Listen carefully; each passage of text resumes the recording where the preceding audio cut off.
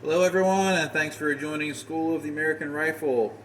This video is going to be the first part of a multi-part series where we discuss this very old Armalite slash Colt 601 parts kit that we acquired. Now this kit was not purchased as one complete assembly, and we're also missing some components that we have to add with modern, so it's not going to be 100% correct. The first thing that's not correct, of course, would be the lower receiver. This parts kit was a machine gun, so it had a lower receiver that had the auto sear hole in it. That was not part of the kit. I wasn't able to acquire that. It also did not come with the hammer, the trigger, the disconnect, or the selector. So none of the machine gun parts, including the auto sear, were included in this kit. All right, so this is a reproduction lower receiver. This is a Brownells 601 retro lower. As you can see, it sort of has like a gray finish. It's not a black color. I don't think they made the 601s in a black. I might be wrong there, but they do have some other retro lowers that they make. Nodax Bud also makes a lower receiver. I do prefer their retro lowers compared to the Brownells because some of the tolerances are a little bit tighter, especially when you mount the upper receiver. They just fit with a better tolerance, or there's less slop, to make it simple. But I'm going to go through a rundown of what we have, how we got it. The main components of this parts kit was actually a gift from my wife for my birthday.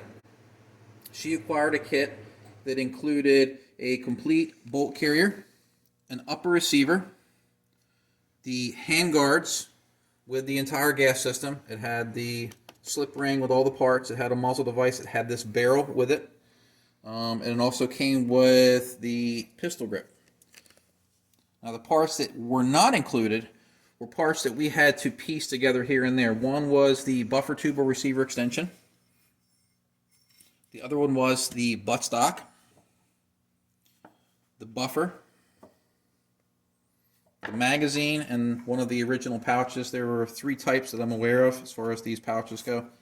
This one's actually broken. You can see it's seen some better days. I found this on, I think, eBay for like $10. It was a steal, even though it's broken. It's still pretty neat. But the magazine was not part of the parts kit, and of course the lower receiver was not part of the parts kit. So I had to piece things together. This trigger guard and bolt catch and these lower parts kit were a separate purchase that I made too, along with the original pistol grip screw and the buttstock screw. So I'll go through what these items are and how they vary a little bit from what we see on earlier Vietnam era M16s and what we see on more current production ARs.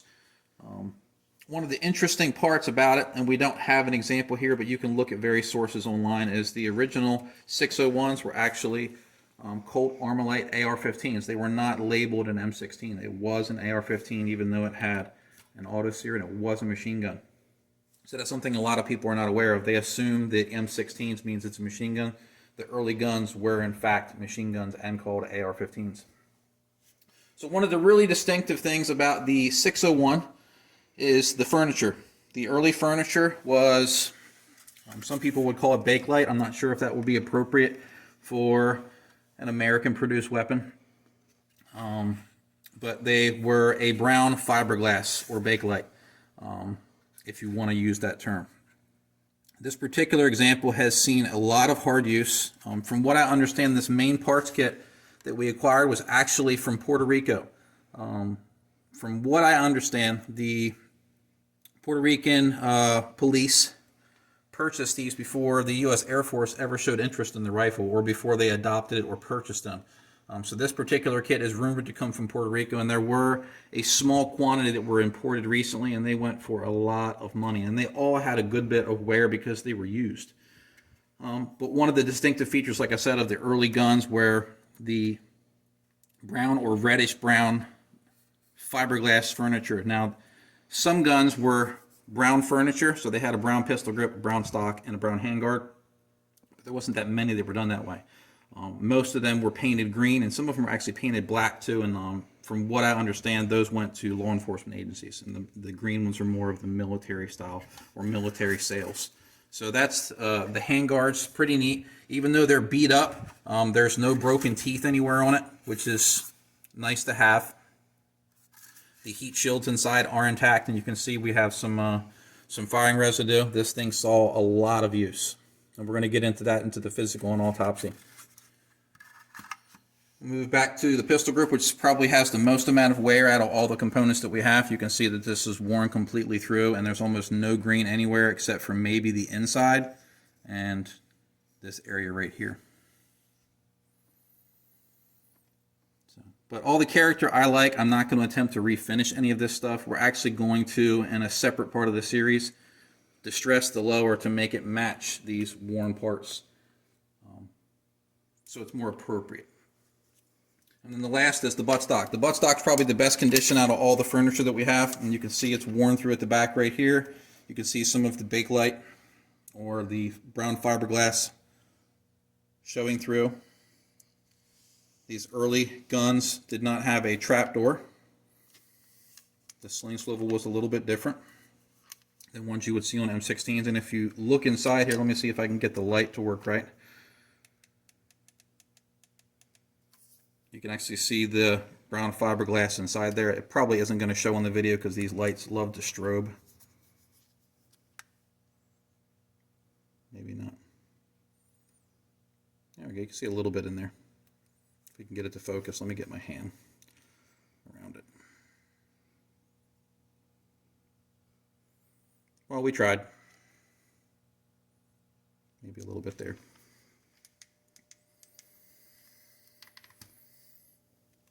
But this one's probably in the best condition. You can see what the original color would have looked like. I guess you could call it olive drab. It had a shine to it. I'm not sure if they shined up after many years of use or if they all had this sort of satin or shine to them. All right, next up is the magazine. This is a waffle type magazine, and this one actually had a lot of problems. All these parts you can still acquire here and there if you're a collector, but this particular magazine, it looks like somebody had crushed it in some manner, so the feed lips were spread apart, and we'll show that later in the physical / autopsy. But this magazine would not fit in any lower without a lot of force to make it be usable, and the feed lips were spread apart too much to actually make it function. So I did make some repairs to that. Like I said, we're going to talk about the restoration, bringing these parts back. When I got this kit, especially the barrel, this thing was rusted really bad, and I think that's why I was able to get it, because it was probably the worst condition kit that was imported out of all of them, and we were able to save it. Our bolt carrier group is one of the early types. We have the original upper receiver. I'm going to go through the individual parts and how they're different on the early guns to, let's say, an M16. We have our buffer. These were also called edgewater buffers. You see the head sort of floats, and they have these ring stack in here, which actually works as a buffer system. As the ring stack gets compressed, this pad will go in further. These weren't used very long. These were pulled out of service. But this is an overview of the kit. It took a while to acquire all these parts. I'm really happy to have it. It's something neat to have to show students. They can sort of see the evolution, if you will, of the rifle from the early days to what we have now, and even sometimes during Vietnam, and later on how the rifle changed, how improvements were made, things like that. But probably the rarest part of this whole entire setup here is the furniture. They go for big dollars. If you see them online, you'll usually see people getting in the bidding wars. I've seen examples of just the furniture, pistol grip, stock, and handguards go in excess of $2,500 just for the furniture. All right, so I'm going to start showing some comparison of the components that we have. And then part 2 will be cleaning and restoration. We're going to show you the components, solvents, and chemicals that we use to bring this back to life. And then we'll start other portions of the multi-part series. When we do the physical and autopsy, we'll be using these original U.S. government issue gauges and some of the gauges that we use in School of the American Rifle. So let's go across the table and I'll show you some differences. I don't have a regular receiver extension or buffer tube, but I will show you what the differences are compared to a standard A1 or A2 tube. One is the hole here. This is how these were removed, because if you look at the back, modern receiver extensions have flats here for the armorer's wrench to grab a hold of. You would normally take this wrench over here and you would use the flats to grab a hold of it so you could spin it off the lower receiver. This one doesn't have those flat provisions. So what they would do is they would stick a tool through the buffer tube here, a punch, and they would try to unscrew it. There was actually a tool that was made for this. Let me go over here and grab it. This is an original tool. These were also used for the Colt M231 port firing weapons. What you would do is you would put this in here, run a punch through, and then you could put a wrench on here and actually use a torque wrench to apply the appropriate amount of torque, except for instead of using a punch, which would be the German spec, good and tight. All right, from there we have our buttstock. I'm going to grab an M16A1 box stock to show you the differences. Now, there are different versions of these. There's type A and B, I believe, for these. As you can see, they're made of different material. The sling loop is attached in a different way. This one has a roll pin to hold the assembly in, and this one's held in with a screw at the bottom of the stock. And of course, we have no trap door. The stocks are a little skinnier too on these. And this one's a lot lighter than this one is. And if we look at the back, the original guns had a screw that went in here, and if you look, it has no drain hole. The later M16s had a screw with a drain hole in it, and that allowed water that got into the buffer system to drain out slowly. So there's some differences in stocks, and like I said, there are some variations here and there between different models that were produced, but just to show you the difference from the very early ones to ones that may have been used like during the Vietnam War. From there, we're going to move to the buffer. This one is the early Edgewater buffer. We're not going to tear that completely down. This one's in rather good shape, but if you look, there's no pad on the back. And then later on, they went to a buffer that looks like this. From what I understand, these were pulled from government service. These were not used in weapons that were to be deployed overseas. These are in some commercial guns. You get early Colt SP1s, and you still will see those in old guns. So it's not just in the Colt 601 parts kits that you'll see these early Edgewater buffers. But the currently used one and the ones that were made after this look just like that. Solid one-piece design. It has the cascading weights in here with the pads, and it has a rubber pad to the back to actually help absorb some of the recoil impulse as the system operates. And then some that were thrown in here and there, these were some plastic buffers that Colt made for a short period of time. Not a military buffer, but just to show you some different variations in buffers as far as rifle systems goes. But this is our early Edgewater. From there, we're going to go to our pistol grip. Like I said, we have the brown fiberglass pistol grip. You can see that they were more narrow. This is an M16A1 pistol grip. Overall, they had about the same contour to them. Like I said, this was just more narrow. And then when it came to the grip screws, it actually held them in place. Again, very similar, but the early ones had a hole drilled through them. And this is something that you'll see sometimes in aircraft where they have a safety wire provision. They never use safety wire on these that I'm aware of, but a lot of the technology that came from these early guns was from the aviation industry, so it seems to make sense that some of the fasteners would have aviation history or type designs in them.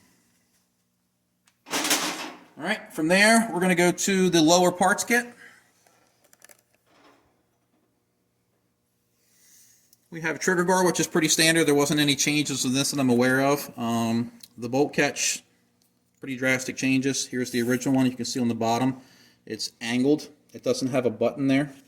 Here's one that is an M16A1. And you can see the differences side by side.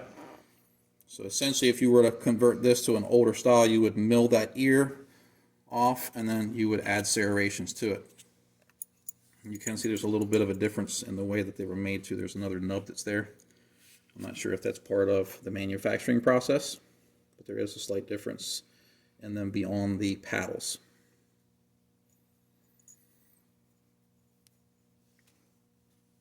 It makes it very hard to manually lock the bolt open with that old design since we don't have the button there. All right, moving along, we're going to go to the magazine. So early magazines, they're referred to as the waffle pattern. They had this little S on it, and the followers were, I believe, aluminum. There's some type of metal. You see on the back where there's some wear to it. And if you look at the base plate, We can see that it says Armalite AR15, caliber .223, Colt Patent Firearms Manufacturing Company, Hartford, Connecticut. And then later on they went to different designs. This is a reproduction that Brownells makes. This is a steel magazine, and they mark Brownells on the bottom so you can see that it's obviously not an original. You can see they're not 100% clones. But if you're building a clone rifle, this is what a lot of people will build with. And of course these have plastic followers, so you can see with a little bit of understanding and knowledge that they're not the same. But Brownells did make these. I think they still do make them. Pretty neat. Nodax Bud made them for a while too, and then these are later models. This is AR-15 20 round mag. This one's marked 223, and then there's an older Colt one that's marked 5.56. This is also marked law enforcement only. This is from the 94 assault weapon ban. This early mag also has an aluminum follower, where this one has a plastic one. Magazine pouch, like I said, there were several variations of these pouches. Let's move our SOTAR patch out of the way. They were like a rubberized canvas. They're pretty collectible. I don't think I'll be getting the other variations of them. I think they were just like different types of material that were used. They were all like a rubberized canvas or a really thin canvas material. And the government has went through many variations of magazine pouches throughout the years, so we're not going to go into the weeds with that. Next up will be the lower receiver. These earlier ones, and this is not 100% correct either, the early ones had more of a rounded edge right here where the bolt catch was. Same thing up front where the pivot area was. If you look, here's another reproduction low receiver. This is the Brownells. You can tell at the rear where there's some differences. They put a hole for a roll pin there, which helped lock the buffer tube or receiver extension in place. When you go to the opposing side, there is a full fence, where this one has no fence at all. From there, since you don't have a fence, you had to use a different pivot pin on these early guns, and here's what the early pivot pin would look like. It was basically a non-captured pin, so on this gun you put it in, and it would lock in place using this little ball bearing into the upper so it wouldn't come out. But if you wanted to take the weapon apart, you could misplace this, and then the gun don't stay together. So some different variations in the early receivers. Like I said, this is not 100% collect, but we are not rebuilding a machine gun, so that one won't be 100% as far as being accurate or correct. All right, from there, we're going to get into the upper receiver and charging handle. The early charging handles had this little triangle shape to them. Not a whole lot of purchase area compared to, let's say, an M16A1. So when you went to charge the weapon, there wasn't a whole lot to grab a hold of to purchase to operate it. But again, very collectible. You can see it has some wear on it. Big difference in the amount of surface area.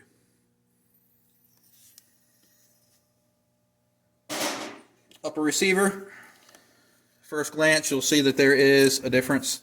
The 601 of course has no forward assist. This one has a forward assist. Some of the Air Force guns didn't have a forward assist, and then the Army mandated the forward assist. If you look too, you can see that the M16A1s, they had numbers on the rear dial, and they had an arrow forged into the upper receiver, where the 601 does not have that. It just has a drum with an R with an arrow. Moving up to the front, the dust cover is different. You see that they had a roll pin that held the dust cover detent assembly in place, where the M16A1 was a crimped assembly. And then in order to hold that odd front pivot assembly in, they made a recess cut right here on the front. So that's actually would engage that little ball bearing on the front pivot pin on that old non-capture style, where the later M16A1s used a full fence lower which had a captured pivot pin. Beyond that, not a huge difference between these two upper receivers, but there are subtle differences. All right, moving from there, we'll go to the, oh, that was the cat making a ruckus. Rebel, what are you doing? Here, we'll get a picture of him. Hey, Rebel. What are you doing? Gonna come rub against my leg? All right. You gonna make some more noise? All right, barrel. There's not a huge difference as far as the barrel goes from the early 601s compared to, let's say, the M16, M16A1s as far as the profile goes.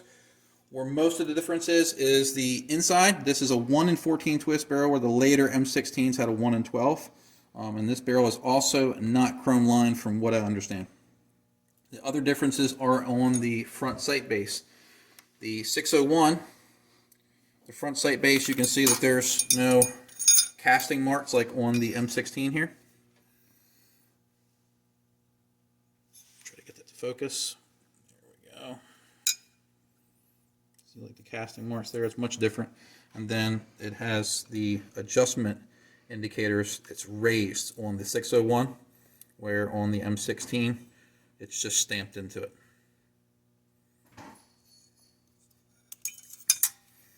That's the differences in the front sight bases. Not a massive difference, but there is a difference in it.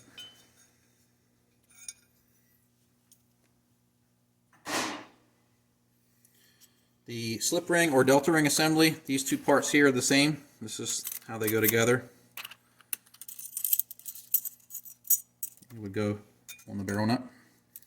You can see that this is not tapered. Some of the early M16s had this straight slip ring, and then later on they went to one that had a bevel to it. So it was easier to grab a hold of when you were trying to remove the two-piece handguards. This not super rare, but like I said, it's correct for this type of gun. Moving on to the muzzle device. We have this duckbill muzzle device. There was another one that had a slight taper to it, a little bit different than this. And this was an M16A1 muzzle device.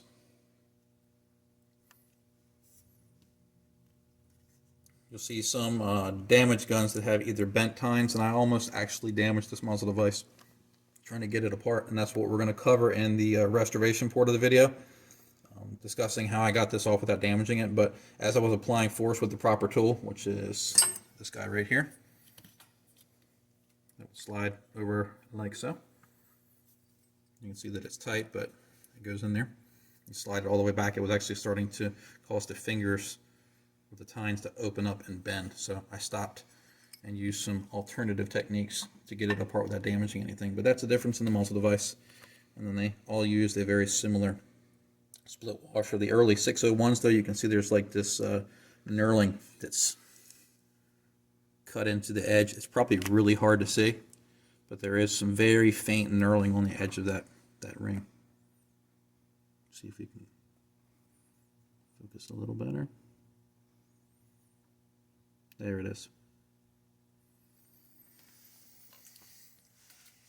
All right.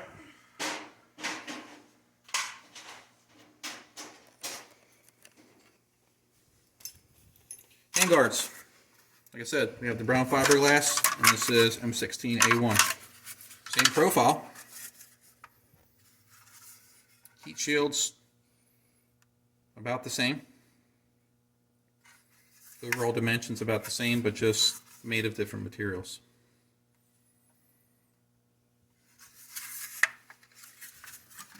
The gas tube does have a difference. This is an early bend gas tube. So we'll go back to my M16A1 parts kit. Let me take this off of here. And you can see the bends at a different spot on this.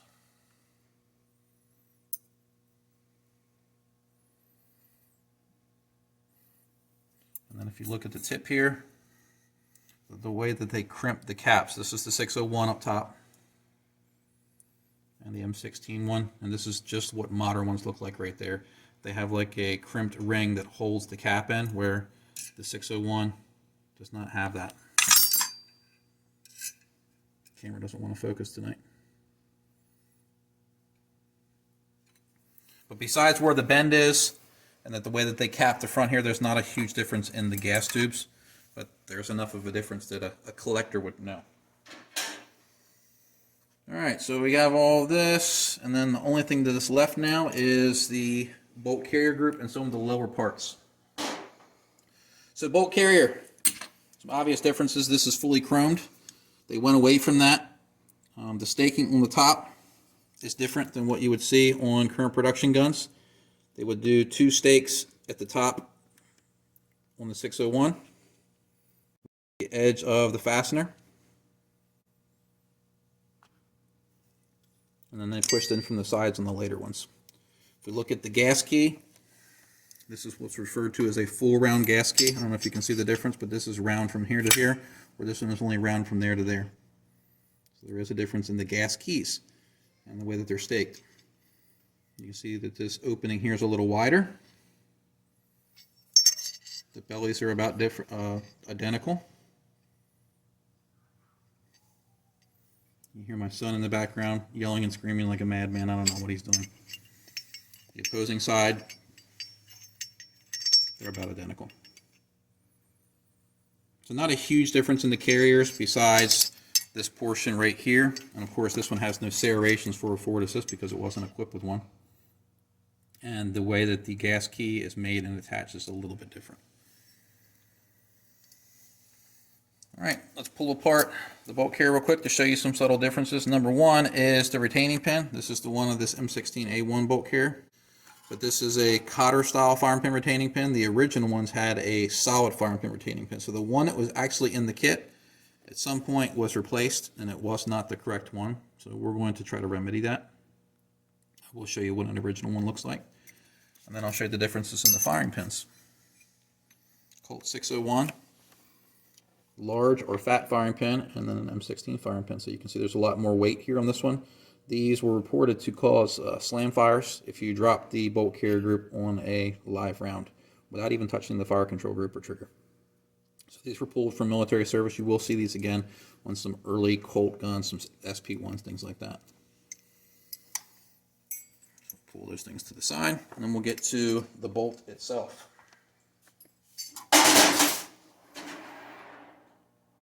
Alright, so now we're into the bolt. Before we get to that though, I wanted to show you what the solid firing pin retaining pin looks like. So this is an older 601, 602 bolt carrier group, and this is the solid firing pin retaining pin. So you can see it had these little ears right there. It was solid in design. I've heard various stories of why they stopped using these. There's actually companies who make these nowadays and sell them as enhanced firing pin retaining pins. I'm not a fan of them. What usually happens is either the ears here wear down and it just falls out, which I can show you on this bolt carrier, or the ears break off and they cause damage inside the upper receiver. But let me show you how easy they fall out on the original one. So it's in place. Now it's going to make a liar out of me, of course. But they normally just pop out with a little bit of pressure. And of course this one's not going to right here, but it's always falling out. There it goes right there. But they tend to just get damaged or drop out. And of course if you lose this one, you don't want to fire the gun because that makes it very dangerous. The firing pin can fall out, cam pin can rotate, weird stuff can happen, the gun can lock up. So this is one of the early ones. Alright, I'll put that off to the side. Alright, now we're going to get into the bolt. Overall, the bolts, not a whole lot of changes in them. There is a difference in the support or the band around the bolt. Here is an M16A1. You can see the band is much wider. Beyond that, not a huge difference on anything about the bolt besides the fact that it's chrome. Now, one thing about this particular bolt, which we're going to have to remedy with a modern production part, is the extractor is actually broke. If you look, you see the claw is completely ripped off on this example. And what's sad is this is an early, what they refer to as a Lug Design Extractor. If you look at, let me get that other bolt carrier. Can you see the differences in the extractors? One has like a solid lug against the back, and this one has like a ramp right there. And this one is like the ones that are made nowadays, where this early design here is no longer used. So sort of sad that it's damaged, but extractors are a wear item, so 60 years old. I'm not sure when it broke, but That may have been one of the reasons this got turned into a parts kit. Cam pin design's the same. M16A1 cam pin. 601 cam pin. Not a whole lot of difference. Somebody scratched it right there. I'm not sure why. Maybe they wanted to create a witness mark on it somewhere. There's finish missing on the edge. I'll try to turn it around so we can see with the camera. Right there, they took the finish off. I'm not sure why. And this one has a lot of wear on it. It's not deep grooves cut into it, but the overall dimensions on it are a little bit small, so there's a good bit of slop inside of the cam pin hole in the bolt. So I'm going to put a modern one in there to try to cut down on wear to this, because we're going to shoot this thing. So this isn't going to be a safe clean.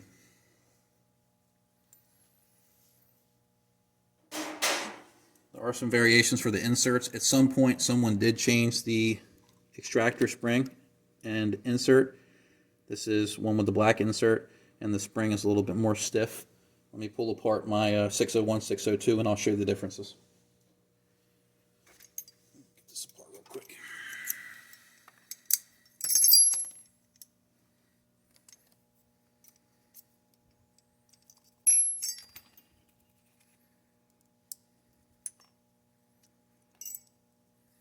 Here's the original one.